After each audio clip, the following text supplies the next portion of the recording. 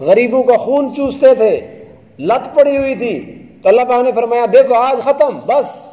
وَذَرُوا مَا بَقِيَ مِنَ الرِّبَا، جو کچھ لینا ہے تم نے وہ بھی چھوڑ دو، وہ بھی نہ لو، آئندہ بھی نہیں کرنا کاروبار، اور جو کچھ پہلے تمہارا کاروبار چل رہا ہے وہ بھی چھوڑ دو، ان کنتم مومنین، اگر مومن ہو مسلمان ہو چھوڑ دو۔ فَإِن لَّمْ تَفْعَلُوا، نہیں چھوڑنا تم نے سود، ویسے ہی تم نے اپنے حرام کاروبار کرنا ہے، فَأَذَنُوا بِحَرْبٍ مِّنَ اللَّهِ، اور پھر اللہ سے جنگ کرو، اللہ تمہارے ساتھ میدان جنگ میں آئے ہوئے ہے، اس سود خور کے خلاف اللہ خود جنگ کرے گا۔ تو جنگ کا مطلب اس کا مال کبھی نہیں بڑھ سکے گا، کبھی برکت نہیں ہوگی، ایک طرف سے آئے گا تو مال جانے کے اللہ سینکڑوں راستے بنا دے گا، کبھی بیماریاں بھیج دے گا، کبھی مقدمات میں لگ جائے گا، کبھی ڈاکٹروں کی طرف سے ایسی ایسی دوائیاں وہ لکھ کر دیتے ہیں کہ لاکھوں روپیہ انسان کا ضائع ہو جاتا ہے، پریشانیاں آ جاتی ہیں، ایکسیڈنٹ ہو جاتے ہیں، حادثات ہو جاتے ہیں۔ اللہ تعالیٰ کے یہاں بڑے راستے ہیں اس جنگ کے، ڈائریکٹ اللہ جیسے دنیا میں جنگ لڑی جاتی ہے اس طرح تو نہیں لڑتے، مطلب اس کا پیسہ غلط جگہ پہ استعمال ہو جاتا ہے۔ لا تأکلوا الربا اضعافا مضاعفا واتقوا اللہ، اور یہاں بھی اللہ نے سود چھوڑنے کا جو حکم دیا اس کے ساتھ اللہ نے آگے سیاق و سباق میں بڑی شد و مد کے ساتھ اللہ آمادہ کر رہے ہیں، تیار کر رہے ہیں، بھائی اللہ سے ڈرو، اور ساتھ یہ بھی فرمایا واتقوا النار، سود چھوڑ دو جہنم سے ڈرو،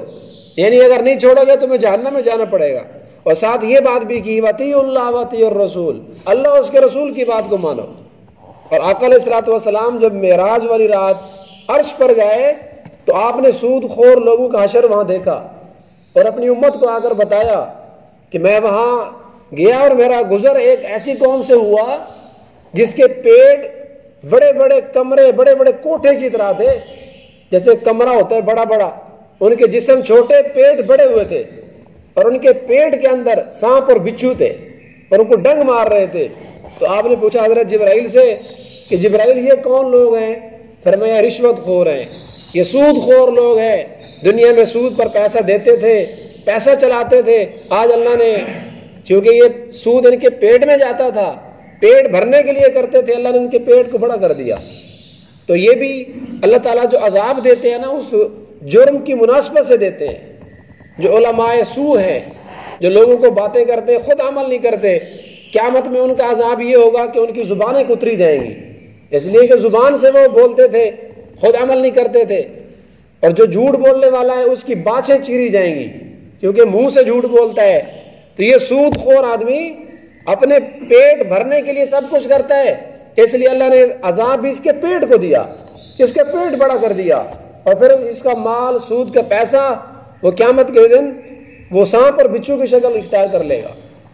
بہرحال ہم نے کوشش کرنی ہے اپنے کاروبار کو، اپنے روزی کو جانچنا ہے، کہیں ایسا تو نہ ہو کہ ہمارے مال میں، ہماری روزی میں حرام شامل ہو۔ اس کی چند مروج صورتیں ہیں، مختصر میں عرض کر دیتا ہوں۔ اگر آپ اور آپ کے رشتہ داروں میں سے کوئی اس میں ملوث ہے تو ان کو روکیں اور اتنے بڑے جرم سے ان کو بچائیں۔ بینک سے پیسہ لینا، سود پر پیسہ، جتنی بھی صورتیں ہیں قرضہ لینے کی، لون ہم لیتے ہیں بینک سے، سارا سود ہے۔ زمین کو پلج کروا کر پیسہ نکلواتے ہیں، یہ بھی سود ہے۔ ہمارے موبائلوں کے اندر جو ہم پیسے رکھ لیتے ہیں ایزی پیسہ اکاؤنٹ میں، جائز کیش اکاؤنٹ میں، پھر اس پر منٹ ملتے ہیں، یا روزانہ کی صورت کے اندر جو البتہ جائز کیش میں، ایزی پیسہ میں جو پیسے رکھوائے ہوئے، 1000 کا 1000 ویسے پڑا ہے، اس میں کمی نہیں آ رہی، روزانہ 30 منٹ مل جاتے ہیں، 1000 میں فرق نہیں آیا، MB مل جاتی ہے، یہ سود ہے، اس کو نہ استعمال کیا جائے۔ اس لیے علماء کرام نے منع فرمایا پہلے تو یہ اکاؤنٹ کھلوائیں نہ، اگر مجبوری ہے اس کے بغیر گزارا نہیں ہے